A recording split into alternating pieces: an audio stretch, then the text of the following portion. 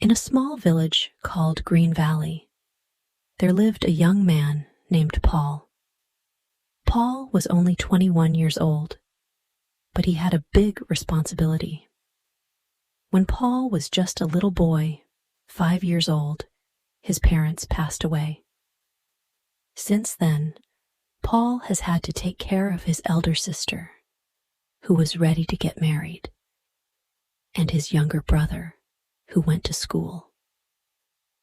Every day, Paul woke up very early in the morning, even before the sun came up.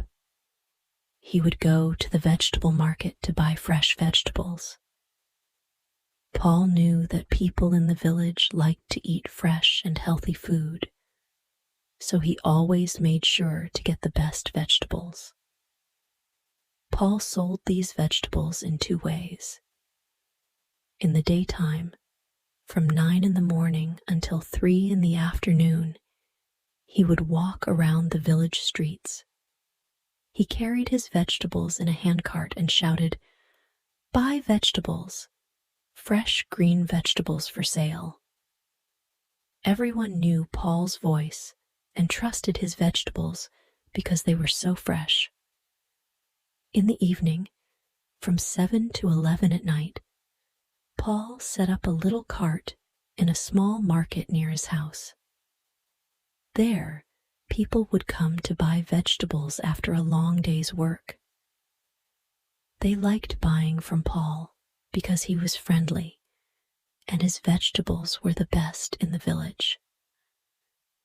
Despite having 2 other vegetable sellers in the same area, everyone preferred to buy from Paul. His vegetables were a little more expensive, but people didn't mind because they knew they were getting the freshest vegetables available. Paul worked hard every day to make sure his family had enough to eat and his sister could get married happily. He knew his parents would be proud of how he took care of everyone, just like they taught him when they were still alive. Paul's success as a vegetable seller did not go unnoticed by everyone in the village. 2 other vegetable sellers, who also set up their stalls nearby, started to feel jealous of Paul. Their names were Mr. Smith and Mrs. Brown. Mr. Smith and Mrs. Brown were upset because, even though they sold their vegetables at lower prices, people still preferred to buy from Paul. They would mutter to each other whenever Paul walked by with his handcart of fresh greens. "How does he do it?" Mr. Smith would grumble. "His vegetables are too expensive, and yet everyone buys from him." Mrs. Brown would nod in agreement. "It's not fair. We work just as hard, but no one notices us." One day, as Paul was walking through the village, Mr. Smith and Mrs. Brown decided to try and find out Paul's secret. They followed him discreetly, watching where he went and how he sold his vegetables. They saw Paul greeting each customer with a smile and offering them the best vegetables from his handcart. People would stop and chat with Paul, asking about his day and his family. Paul always took the time to listen and make sure everyone got what they needed. Mr. Smith and Mrs. Brown tried to copy Paul's friendly manner and shout louder about their vegetables, but it didn't work. People still walked past their stalls and came to Paul instead. Frustrated and angry, Mr. Smith and Mrs. Brown started to plot against Paul. They whispered to each other about ways to make him look bad or scare him away from the village. They wanted everyone to buy from them instead of Paul. Little did they know that their jealousy would soon lead to a dangerous plan that would change everything for Paul and the village. Every day, As Paul walked through the village selling his vegetables, he noticed an old woman who would stop and ask about the prices, but never buy anything. She lived in a small cottage by herself, and Paul often wondered about her. One evening, as Paul was packing up his cart after a long day at the market, he saw the old woman passing by again. This time, he decided to stop and talk to her. "Ma'am," Paul said kindly, "I see you every day asking about the vegetables, but never buying any. Is there a reason why?" The old woman looked at Paul with sad eyes. "Oh, young man," she sighed, "your vegetables are the best in the village, but I am alone and have no family to help me. I survive by begging and can't afford to buy vegetables." Paul felt a pang of sympathy for the old woman. "Ma'am, from now on, come to the market every night before I close. I'll give you whatever vegetables are left for free. It's the least I can do." The old woman hesitated. She was not used to receiving charity. "Oh, no, dear boy. I can't take them for free. I have a little money saved up from my begging. You can take whatever I have." Paul shook his head firmly. "No, ma'am. Please take the vegetables. I have to sell fresh ones every day, and it would help me." Reluctantly, the old woman agreed, touched by Paul's kindness. From then on, she would come to Paul's cart every evening, and he would give her a bag of fresh vegetables with a warm smile. Meanwhile, Mr. Smith and Mrs. Brown, the jealous vegetable sellers, watched this exchange with narrowed eyes. They were not happy that Paul was helping the old woman. They knew they had to come up with a plan to stop him once and for all. Mr. Smith and Mrs. Brown couldn't stand seeing Paul's kindness towards the old woman.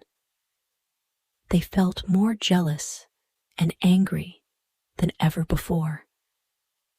They wanted to teach Paul a lesson and make sure he wouldn't be the best vegetable seller in the village anymore. One gloomy evening, as Paul was packing up his cart after another successful day at the market, Mr. Smith and Mrs. Brown secretly followed him. They waited for the perfect moment when Paul was alone on a deserted road. Suddenly, they jumped out of their hiding place and confronted Paul. "So, Paul," Mr. Smith sneered, "you think you're better than us, huh? Selling your expensive vegetables and giving them away for free to beggars?" Mrs. Brown chimed in, "You've gotten too big for your boots, Paul. It's time we teach you a lesson." Paul was startled and scared. He had heard rumors about Mr. Smith and Mrs. Brown not liking him, but he never thought they would go this far. "What do you want from me?" Paul asked, trying to keep his voice steady. "We want you to leave the village," Mr. Smith said with a menacing glare. "We don't want competition like you around here." Paul looked around, hoping someone would come to help him. But the road was empty, and it was getting darker by the minute. Just when things seemed hopeless, the old woman happened to pass by. She saw Mr. Smith and Mrs. Brown shouting at Paul and immediately understood that he was in trouble. "Help! Somebody help!" the old woman screamed at the top of her lungs. "Save him, someone!" Startled by the old woman's cries, Mr. Smith and Mrs. Brown realized they had been seen. They exchanged frightened glances, and then, without another word, turned and ran away into the night. Paul stood there, shaking with fear and relief. The old woman rushed to his side, her eyes full of concern. "Are you all right, my dear boy?" she asked, touching his arm gently. Paul nodded, still trying to catch his breath. "Thank you. Thank you so much, ma'am. You saved my life." The old woman smiled warmly. "I couldn't just stand by and do nothing. You've been so kind to me, Paul. How could I not help?" Paul hugged the old woman gratefully. "I don't know how to thank you." "You don't need to," the old woman said softly. "You've already done enough for me." As they walked back to Paul's house together, Paul made a decision. He couldn't let the old woman go back to her lonely cottage. She had become like family to him, and he wanted her to stay with him and his siblings. Paul and the old woman walked back to his house, their steps lighter now that the danger had passed. Paul couldn't stop thinking about how the old woman had saved him from Mr. Smith and Mrs. Brown. "Ma'am," Paul said as they reached his doorstep, "I can't thank you enough for what you did back there. You saved my life." The old woman smiled kindly at him. "It was the least I could do, Paul. You've been so generous to me with your vegetables. I couldn't just stand by and watch." Paul nodded gratefully. "You've become like family to me, ma'am. I don't have a mother anymore, and my sister and brother could use someone wise like you around." The old woman's eyes twinkled with surprise and happiness. "Oh, Paul, that's very kind of you, but I don't want to be a burden." Paul shook his head firmly. "You're not a burden, ma'am. Please, come and live with us. We have plenty of space, and it would mean so much to us." The old woman hesitated for a moment, touched by Paul's offer. She had lived alone for so long, and the idea of being part of a family again warmed her heart. "Well," she finally said with a smile, "if you're sure it's all right."